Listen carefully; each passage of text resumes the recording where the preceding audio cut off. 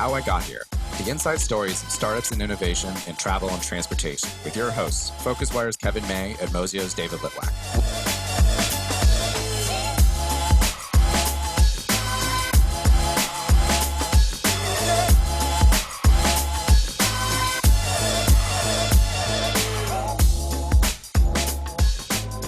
Hello and welcome to How I Got Here, Mozio and PhocusWire's weekly podcast about innovators in travel and transportation.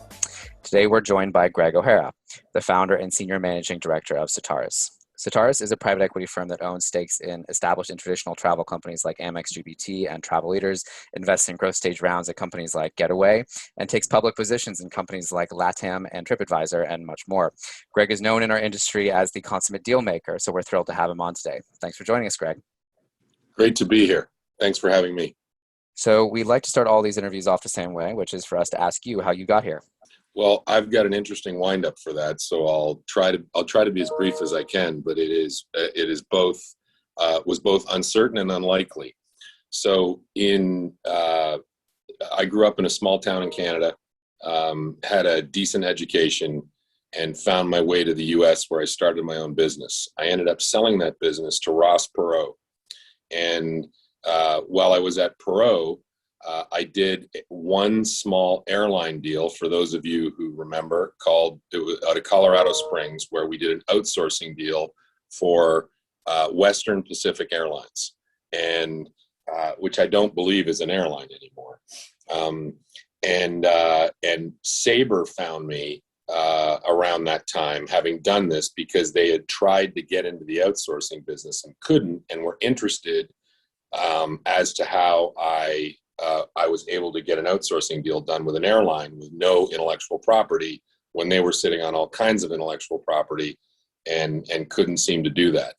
Interestingly, I got fired from my job at Perot Systems the same day I was going to accept at Sabre, so that worked out for me. Okay. I ended up going to Sabre knowing not very much about the airline industry whatsoever, and spent several years with people like Nine Chaco and Tom Klein and Mike Durham and Tom Cook and Steve Clampett and all kinds of different people at Sabre, who were kind enough to let me reach into their minds and figure out whether or not I knew what I was talking about over time. I probably still don't know what I'm talking about compared to those guys, but I learned a lot from them. Over the course of that time, we had done a bunch of airline outsourcing deals at Gulf Air and a bunch of other things while I was there. But the big one probably was the U.S. Airways deal that people can remember, and this happened in the late 90s. Around that time, they made some senior managing shifts. Mike Durham left the company, and new management came in. I didn't see particularly eye to eye with new management. And I wasn't considered for a senior leadership role in the company. Maybe constructively fired from that job is what you could say. But anyway, I didn't see eye to eye with senior management. I thought I was running one of the better divisions in the company. So like every petulant late 20s, early 30s, there was no millennials then, but I guess that's what I was at the time. I quit my job summarily and went and bought Sabre's competitor, WorldSpan. And over the course of that time, I raised money from Ontario Teachers Pension Plan and others. We took WorldSpan, which was kind of like the fourth horse in a three-horse race. We took it, and sorry about that. That was I can't keep people from calling. I need to figure out how to do that. So that might happen a couple times while we're here. I got Apple products working for me. Anyway, it was kind of like the fourth horse in a three-horse race. So we did whatever we could to make that company more profitable, and we ended selling it to Blackstone's Travelport division or portfolio company at the time. And that worked out, that whole thing kind of worked out well for me, because that turned me in from a operator to an investor. And I can probably tell you and everybody else that I am a much better investor than I ever was an operator. But having that operating experience and knowing all the mistakes I made and all the things I needed to do better kind of helps me better identify those operators with whom I want to do business today. So what ended up happening was I ended up going to JP Morgan Chase and working for One Equity Partners. And I made a bunch of travel investments. As you can probably remember, I bought Carlson Wagonlit Travel and was the lead director there, partnering with the Carlson family. I made a small investment in Travelport. I made another investment in what became Travel Leaders, backing the management team to take that out of Carlson Leisure Group, and a bunch of other travel investments. I worked there diligently, investing in travel and other things, until I got a job working in the CIO's office as one of the CIOs of JP Morgan Chase. So I want to just remind everybody, I went from selling reservation systems and operating reservation systems to being one of the 4 CIOs at JP Morgan Chase. And I was the CIO of something called the Special Investment Group, which did things on balance sheet at JP Morgan. And I did that job till 2012. And then I was off, maybe another form of constructive dismissal. I was offered a job that I'm not sure anyone at JP Morgan thought I'd take. They were right. I didn't really want it. And so I left, and I had a little bit of time to think about it. And I left and realized if there was an investment specialist in the travel space, they weren't very big, or a lot of people didn't know about them. And there's guys who do a good job. PAR does a good job. KSL does a good job. But you got to remember, in the travel space has $7 trillion of TAM, total addressable market. And it probably has 2 or 3 specialists in it, of probably where we're the biggest. Whereas something like fintech or biotech might have $1 trillion or 2 of TAM, and there's hundreds of specialists in it. So it's super competitive. And so we decided that we would go and make investments in the travel space. I took a couple of my colleagues from JP Morgan and hired some other people. We bought American Express GBT. We bought AMA Waterways. We made another investment in Travel Leaders for the 3rd time. And then in 2019, we closed a fund with about $1.7 billion in it. So we manage billions and billions of dollars of capital. We do distressed investing, we do real estate investing, we do long only private equity investing, and we are having, absent the last year, which has been a little bit of hard teeth grinding, we couldn't be having a better time. And we love the people that we're in business with, we love the people that we work with, and we get to choose them, right? That's one of the advantages of being an investor. You get to choose who you're in business with, and you get to choose who you work with. And so I'll let you ask some questions, because that was a bit of a soliloquy to open the podcast with. Love it. So yeah, I have, I'll tell a quick little story. The first time I ever heard your name was it was in Miami at Focuswire, and I was at a dinner with a bunch of Amex GBT people, I think right after you had bought them. And they mentioned your name, and there was some young associate, I don't know whose team he was on, but he said something along the lines of, Greg's strategy is no conflict, no interest. Yes. And I remember him saying that, and I thought that was a really interesting way of thinking about things. And taking a look at your portfolio, you've got 2 Latin American airlines in there with Azul and LATAM. You've got, multiple corporate travel, kind of plays in there between Travel Leaders and Amex GBT, as different as they are. But I'm curious how you think about where that line is. How do you go about choosing deals and what to buy? So right now, it's as easy as it's ever been, right?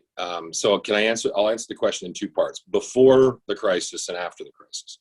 Before the crisis, we have an obligation of fiduciary responsibility to make money for our investors. So we're trying to choose good companies with good management teams where we have a good plan, which we call an underwriting, right? Where we have a thesis behind what we're going to do. And that no conflict, no interest comes from the thesis, right? I own distributors and suppliers. So where possible, we encourage those people to work together. Now, each investment has a management team which is rewarded solely based, well, not most of the reward comes solely based from the performance of that investment. So while we encourage people to work together, we don't disposably force anybody to work together, right? So if you're Amex GBT and we were to own a hotel, we encourage the hotel to distribute through Amex GBT. We can encourage GBT to distribute for the hotel, but the commercial agreement is made by the management teams. That's that no conflict, no interest. And I've used that So at least I know someone was listening, especially if it's a junior person. I feel great about that. I wasn't sure I was going to throw him under the bus too. So No. I use it all the time. I couldn't even tell you what meeting it was in. So prior to it, we look for things that we can make a difference in, where we bring operating leverage or a different way of looking at things, right? During COVID, it was interesting. Starting in March of last year, about a year ago now, almost a year ago exactly, I started getting 3 calls a week from worried CEOs talking about what was going to happen. Some people spotted this. Some people thought it was going to go away in 60 days. Some people thought it was going to last forever. And most of the people were probably closer to the last 60 days camp than they were last forever. But as you know, a bunch of travel companies got out in front of this and did a bunch of refinancings and whatnot. And so we made an investment in TripAdvisor last year that has turned out to be pretty good. TripAdvisor is now trading in, I don't know what it is today, but it was kind of 17-ish when we bought it, and today it's 63. And so that's done well, and we have a specific underwriting that we work with the company on. But after that, we started getting a lot of calls, and instead of 3 calls a week, it went to 5 calls a week, then it went to 10 calls a week, then it went to 15 calls a week. So whether it's LATAM or Azul or Mystic or any of these other things that we've done, you might have seen we did Voyager de Monde last week, which is a French luxury travel company, or Getaway, right? All of these people needed capital during the crisis, and it's relatively easy to pick which companies are the best, right? Because most travel companies have balance sheet problems today. So correcting a balance sheet problem is relatively easy. And then putting an underwriting in effect to increase the P&L is relatively easy. But right now, we've probably deployed as much capital in the last 12 months as we deployed in any other 12-month period, maybe more. And again, we continue to like the people that we're in business with. So we usually pick companies where we have an idea that we don't think everybody else has. So almost never do we buy something and cut costs, right? The normal buyout funds, that's their playbook. They buy something, they cut costs.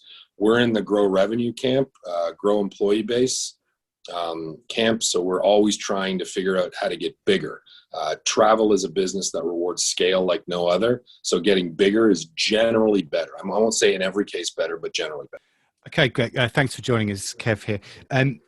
Take us back, if you will. You mentioned right at the start of your first response that you started a company and then sold it. Yeah.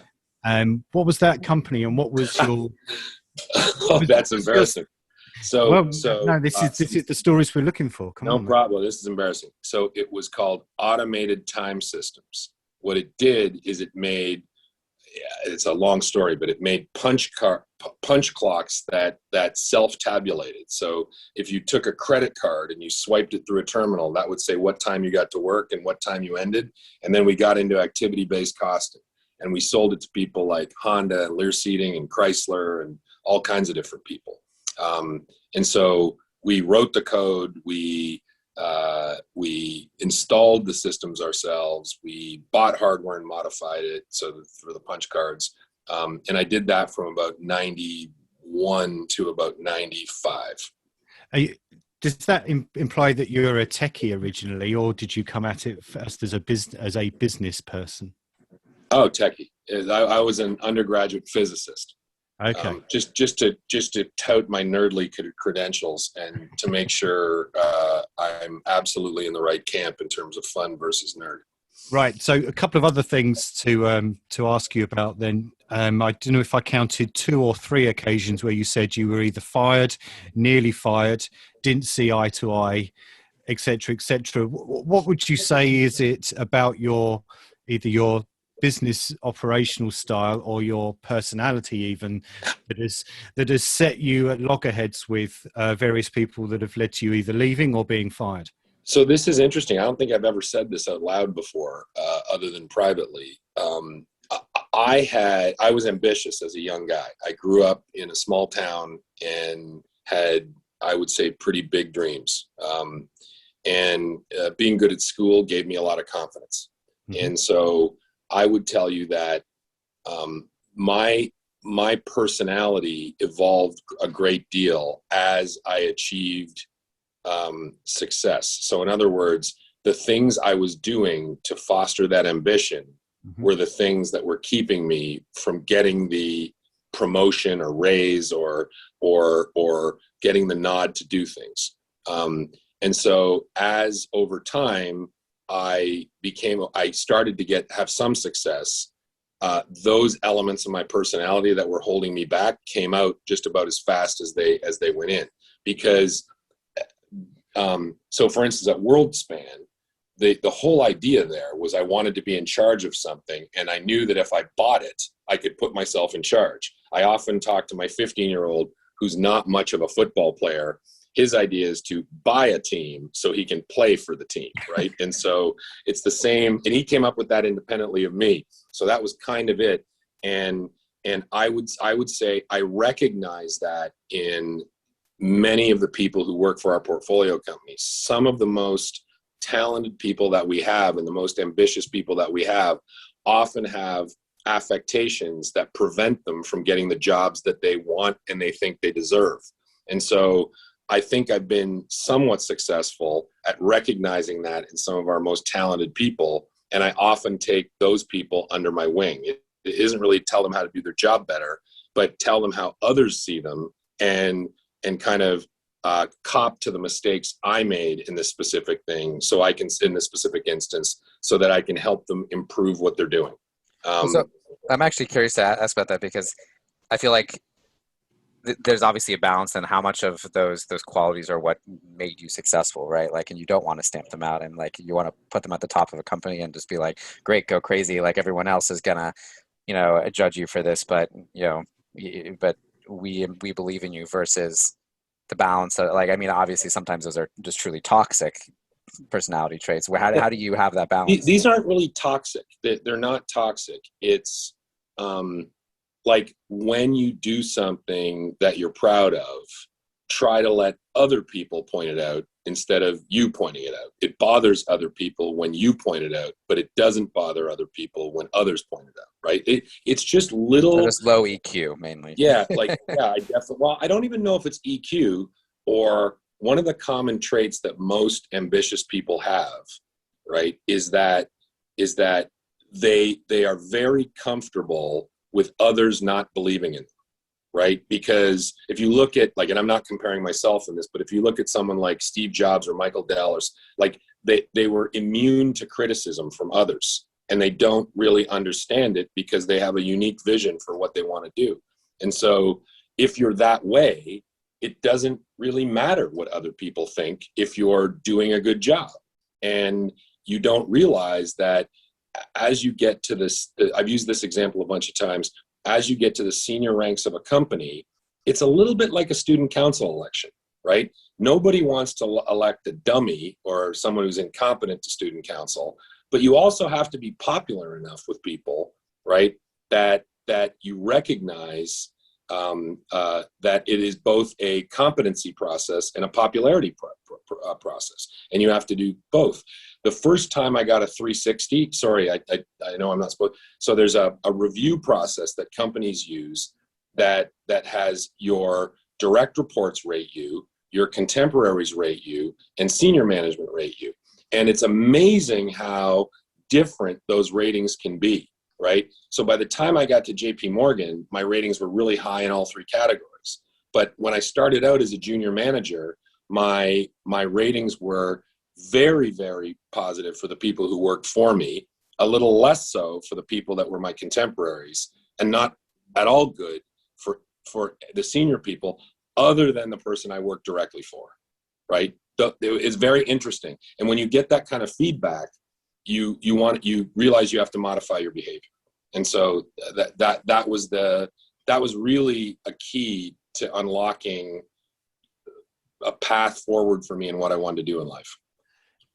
It's probably worth saying that your son is picked a slightly sexier thing to want to invest in with than Yeah. investing in a GDS. I mean, Oh, he just wants to play football. He's prepared to do whatever it takes. And he wants to know what kind of job you have to have in order to buy a football team, in order for you can play a football team. And he hasn't quite squared that if you have that job, you probably don't have enough time to play football at the same time. The days of the player coach are over. Yeah. And I've told him large inheritance is not in his cards. So he better figure out how to do both those things. How did that go? Anyway, right. So you said you'd had to modify bits of your behavior because the 360 feedback model. Yeah. So which bits did you modify, and how do they relate to the way you select companies or have select companies that you invest in over the years? So I've gotten a lot more empathetic than I ever was when I was younger, right? You know, I might have been kind of more Republican when I was younger in terms of the way I approached the world. And I'm probably one of the few big investors who's on the lefty side of things right now. You know, I don't mind paying taxes, and I wish sometimes the government spent them on different things, but I don't mind paying them. Again, I'm an immigrant to the country. So I'm happy to be living here. I consider it a privilege to do so. And so I'm a lot more empathetic. I'm certainly more thoughtful. I try to be in the moment of whatever I'm doing rather than in the next moment a lot. I've spent probably since I was about 35, I've spent a lot more time caring about what I do.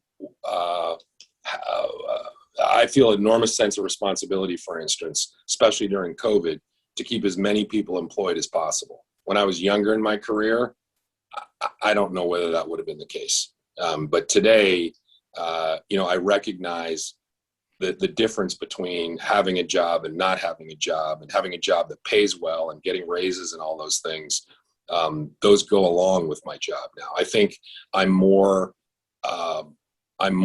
sensitive to all the stakeholders in what I do. And that includes governments and employees and investors and everyone. Whereas early in my career, I was probably just solely focused on the investor. Is that a combination of, forgive me, getting old or aging, or is it wisdom through being in business? Probably both. You know, I think you get mellow as you get older, right?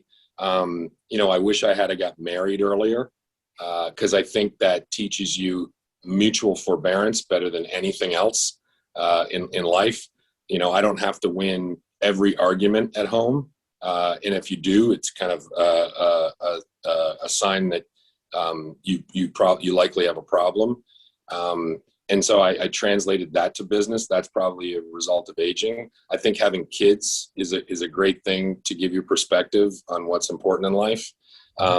In general, I think that as I've gotten older and maybe more successful, I realize that, what I do for a living isn't a last nickel endeavor. Like, taking the last nickel off the table is not my job, right? Getting a good result for everybody, that's my job. One of my favorite things is what a great sector we're in for ESG investing, right? We can do a lot for the environment. We can do a lot for social responsibility. These jobs we give people last for a long, long time, and we can pay them in their market more than they would otherwise make. And so that creates a lot of community pride. That does a lot for the environment, and that is, good governance and socially responsible. Speaking of kind of, you're innovating on the environment and stuff, like, I want to kind of segue over to like innovation in general. So I remember for the longest time that I knew about Certares, in my head, I had you guys logged as like the guys who own the traditional travel companies, Travel Leaders and Amex GBT. Yeah. And obviously that's changed a little bit recently. Your stake in TripAdvisor, that's, obviously tech. And then you took out a stake in Getaway. But there does seem to be a trend in that, investing in the more traditional side of travel. And so how do you think about, startups and disruptions, not to use an overused word here, like a lot of these, bigger players are, potentially at risk of getting disrupted? How do you make sure you're disrupting yourself, or how do you view those investments? So at Amex GBT, I don't know this to be true, but I think it is. I would I would venture we've spent more money on technology at Amex GBT than any of the other tech companies do. Remember, it was interesting. People don't know this, but when we separated American Express Global Business Travel from American Express is a bank holding company, right? So that means when we separated it, none of our systems could touch their system. So every single system at Amex GBT is brand new, right? And our clients like McKinsey and Google and these people, they choose us because we're the most technologically advanced company, right? We've spent hundreds and hundreds of millions. I'm not even going to tell you how much because it's embarrassing, but gobs of money on technifying that business. And if you talk to our customers, they now have up-to-date apps. If you drop a call, for instance, and like, which oftentimes people do, let's say you're at the airport, you're trying to get someone on the line. When you call back, it routes you to the same agent you talked to before, right? And believe it or not, that increases customer satisfaction. There's a lot of disruptive companies out there. They're all doing a good job. I think, there's been a lot of investments in the technology space and travel that have worked out really, really well for people. But at the end of the day, Expedia is probably one of the best run companies in the world, right? It's a great company, as is Booking.com. But I would tell you all of my companies do a much, much better job at customer service and answering the phone than they do. And the hard part is, how do you do business in 140 countries? How do you do business in 32 languages? How do you answer the phone 7/24 for all of those clients when they have a problem? Because technology is somewhat limited, right, in terms of its ability to solve complicated problems that don't have easy regression algorithms that you can attach to them, right? And so I would say it's easier for me to become a tech company than it is for them to become customer service focused. And so that's why all the big companies tend to use what you refer to as a traditional travel agent, right? And the reason they do is because they have to service their customers. There's just too many employees doing too many crazy things, traveling around the globe. So it's funny, like, I feel like I agree in concept of what you're saying, but it's easier for you guys to, find tech than them to find customer service. But I also feel like that's often not true, right? Which is like, theoretically, it would be easier for like a bigger company in most cases to kill a small startup. So clearly you guys have a different attitude in some way. So I guess how do you actually make sure that the company is, has those priorities? Because I feel like, I'm sure you've experienced this plenty of times with companies probably you bought that had kind of just like, we're fine doing things the way we are right now. How do you have to fire an exec team? Sometimes when you come in, I've spoken to a lot of big, of these traditional bed banks and GDSs who say, I'm like the only guy who really understands tech on my team. Everyone else kind of doesn't really get it. And like, it's become clear to me sometimes, like, you probably have to clean out your exec team in order to make that a reality. We try to keep as many people as possible.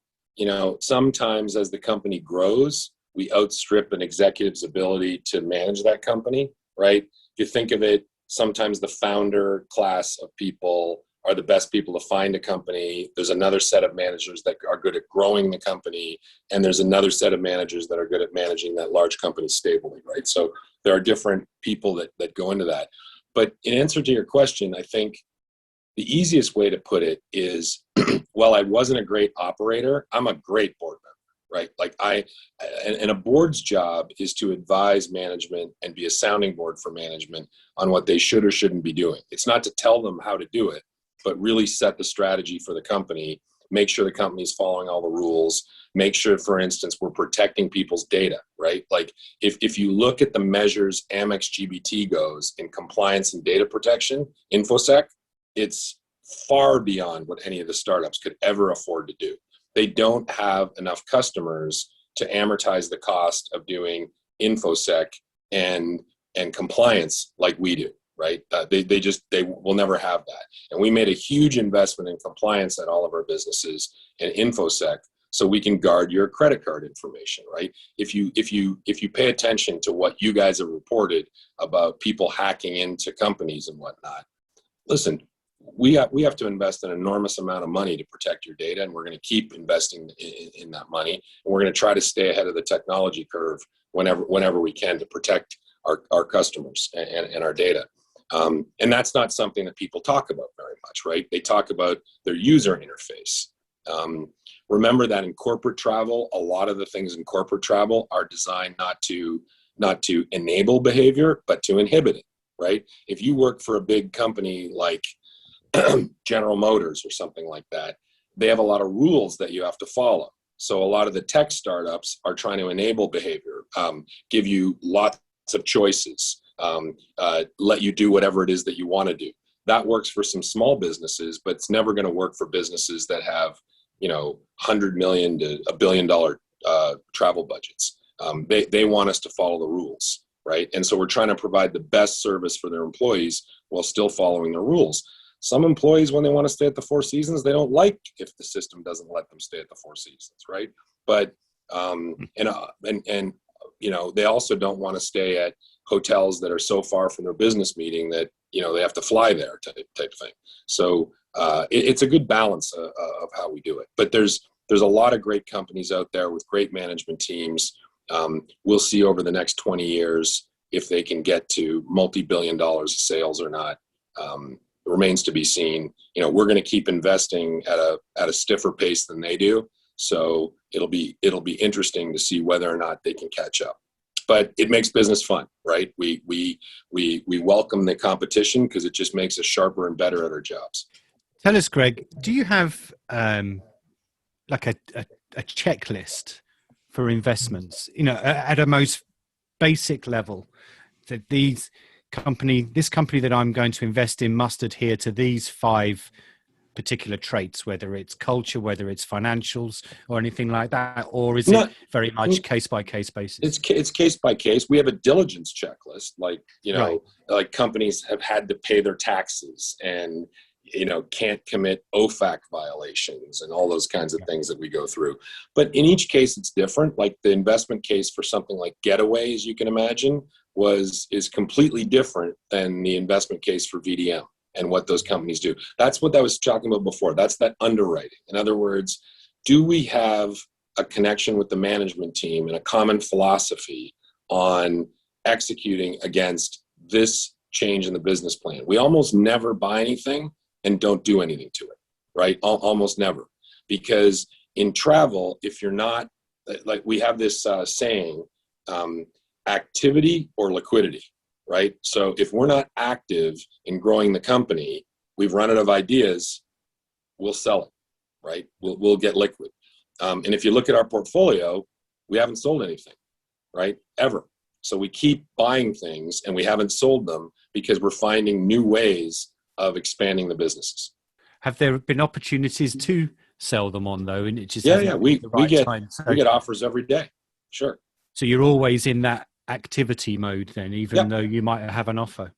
Well, think about it. If I don't know if either of you have a pension, right? But we often manage money for pension plans. And really what you want to do is if you have, let's say, real returns need to be at 6%, that'd be a great return in a pension plan. If we can take pension money and grow it at 33 or 35 or 40%, right?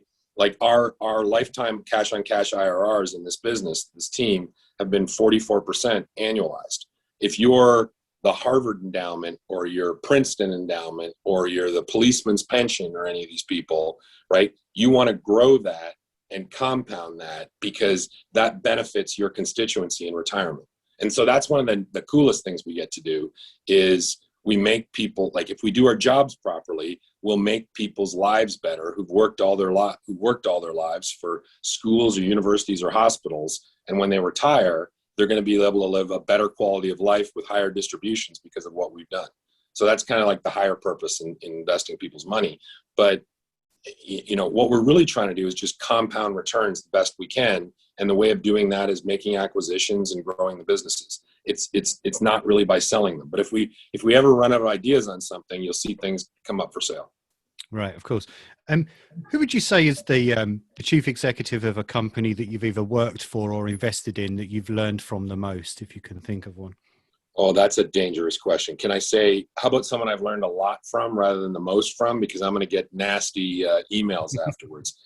I have to tell you that investing alongside Greg Maffei and John Malone at TripAdvisor has been a capital markets education by fire. Those guys are really, really smart on the capital markets side, issuing debt, doing tax efficient investing.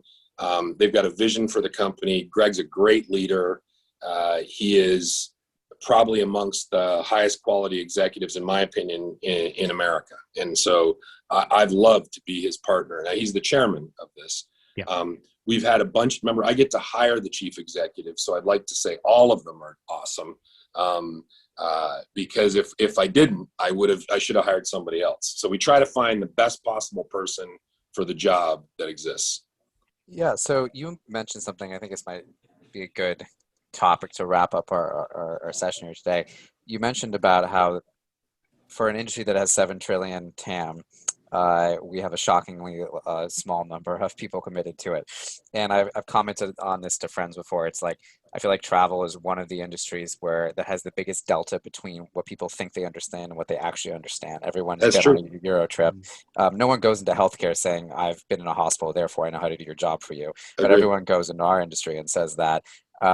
And I've thought the same thing. And I've been doing a bunch of clubhouses actually recently, and it's amazing how tech Twitter does not include travel people. Tech tech influencers does not include travel people. We're almost completely left out of it. And I guess I'd wonder why. It was like, why do you think you're clearly addressing addressing this by forming Certares in the first place? But like, why was there such an unbelievable gap? So the reason is, the investment record for private equity and generalist investors has been really spotty, right? I won't name any, but if you think about it, there's been a few good ones, right, in regular way private equity, but almost all the investing have been in growth companies. Like, those are the ones. Kayak was a big home run for people. TripAdvisor was a big home run. All the things Expedia did. Expedia itself was a big home run, right? Originally for Microsoft and then for Barry Diller. And so I think there's a lot of growth investing that gets done, but the travel companies that are mature or more mature don't attract a lot of capital. The GDSs have had outside investment, and I think the people who invested in Amadeus did really, really well, for instance, right? But they've invested in other things that haven't done as well. So I think if you're an allocator of capital at the top of the house, right, and you look at, hey, we make a lot of money in oil and gas, or a lot of money in tech, or a lot of travel just never makes it to the allocation of capital phase. And so, and we see this when we buy a division of a company who's in many different things. Like listen, I'm not sharing anything out of school, but American Express has one of the world's greatest business models, right? And has a great return on capital in their credit card business. So if I'm running the travel business and you're running the credit card business, and we're fighting for investment capital, you're going to get it in the credit card business, and I'm not going to get it in the travel business. So I think focus is one thing, expertise is another, right? So having expertise and understand the way things work. And that period when I was at Sabre, learning from all those people I mentioned, right? That gives me and the people who work here that have similar backgrounds a really good basis for how things work and they're supposed to work. Oftentimes when we go to a management team, one of the things that they're most impressed with is they don't have to play defending their lives with how things work. We understand how things work, and we understand the way to make them better. We're very focused on having interesting ideas, right? And if you're not practical about the way things work today, very difficult to be able to come up with the plan that you want to take things from the way things work today to the way things you want them to work, right? And you can't ignore, for instance, industry participants like, IATA or ARC or GDS. Like the plumbing is there, right? If I want water to come out of a specific area of my house, plumbing has to go to that area, right? Then I can put a nice sink and faucet in it, but I can't just turn on the faucet if the plumbing hasn't been run. And so, listen, we don't really want anybody else in their space, so just don't encourage them in any case. But we're we're doing a relatively good job. We're happy with our performance, and we're going to keep we're going to keep investing more and more dollars into companies and management teams that we believe in. Funny, what you said reminds me of, I think, one of our first couple podcasts was with Aaron Gow, and I've brought up his podcast several times because he used a framing that I really loved. He said there's fix-it businesses and disrupt-it businesses, and most of the time the travel industry has way more fix-it businesses than disrupt-it ones. And there's I think that's another kind of part of that lesson. So, well, look, just on that, actually, why is that though? Is it just because, in a way, Silicon Valley is kind of shone this light on being shiny and new and disruptive and startups? I mean, we only need to cast our mind back 10 years ago, and you couldn't go to a PhocusWire event without, and we've said this on this podcast many times, some kind of trip planning site that's come along that's going to fix travel because everything is broken, and lo and behold, 6-10 months later they've gone down the wayside. So is that an inherent problem in the kind of, not the private equity world, but in the VC world, that they always want to back the next shiny thing because they think it's going to be an Airbnb or an Uber, and they're just not realistic? Well, remember, they only have to have success 1 out of 10 times. Yeah. Right. Like they don't really. And so if you look at ride sharing or something like that, right, which is, you could argue, part of the travel business or adjacent to it, at least, you often had VCs that would make a bet on every ride sharing company, understanding that only 1 or 2 was going to win. Right. And they would lose all their money on other things. That's a philosophy that people have. I think the other thing is, most of the VCs, like, you can imagine that people come into my office all the time and say, if Travel Leaders or American Express or TripAdvisor or some big company, one of my companies were to just use this technology that I'm developing, I would be a billionaire, right? That's ostensibly the pitch, is if you could get all your companies using my company, I would be a rich person. And the problem is sometimes, I think, in the growth side, the answer that is, they make a product, right, that doesn't have a market. I think the investing we do is more tuned to what is the market and what products do we have to deliver to that market. I think a lot of these companies are based on a product looking for a market, and the market may or may not be there. And just finally, then, just to go back for your comments about VCs, and they'll invest in 1 out of the 10 might be successful. It's something that's come up very often. I wonder, do you sense that VCs should have a little bit more kind of responsibility to those startups that they invest in? You'd have to ask someone. You'd have to ask a VC investor. What would be your perspective on that? Yes, because people give up their lives to work for these VCs. They work incredibly hard, right? And to be cut off financing because you're 100 basis points less efficient than the next person seems unfortunate. But again, it's a business for these investors. I get the luxury of having tens of thousands of employees, and if I have galvanic skin response on my hands, sweaty hands when I go to bed, it's have I made the right decisions that keep these people prosperous? That's a huge weight on our shoulders. You want to be able to, and when I make a mistake, I bear it, especially because the downstream impact of that is big. And so I think paying attention to all the stakeholders is great. I love the trend towards being environmentally more responsible and socially responsible, because I think in the travel business that pays, that you can get rewarded for that in a way that everything else is just momentum investing.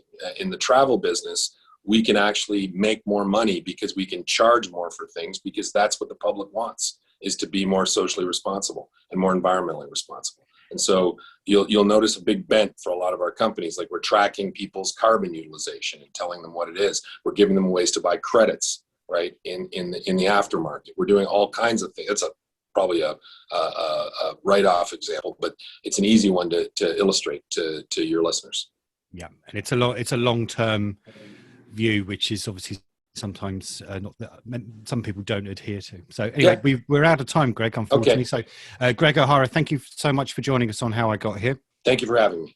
Okay, you've been listening to How I Got Here. That's PhocusWire and Mozio's weekly podcast when we talk to the innovators and entrepreneurs in travel, tourism and hospitality.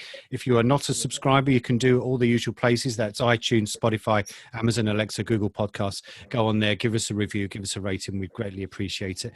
As always, thank you very much for tuning in. Thanks again to Greg, and we'll see you next time. Thanks.